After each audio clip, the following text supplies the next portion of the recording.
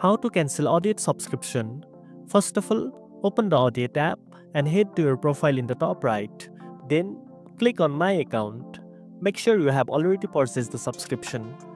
After loading, in the Product Share With Me section, you will see your Audiate subscription listed.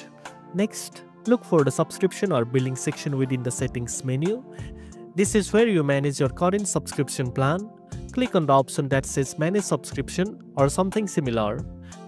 Here you will see details about your current plan, including the renewal date and payment information. Then, select the option to cancel your subscription. Audiate may ask you to confirm your cancellation or provide a reason for leaving. Follow the prompts carefully to complete the cancellation process. Be sure to read any information about when your subscription will officially end and whether you will still have access to premium features until the billing cycle is over. Finally, after confirming the cancellation, check your email for a confirmation message from Audiate. This email serves as proof that your subscription has been successfully cancelled.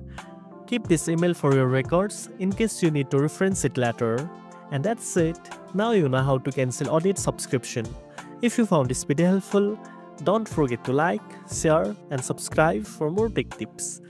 Thanks for watching, and I'll see you in the next one.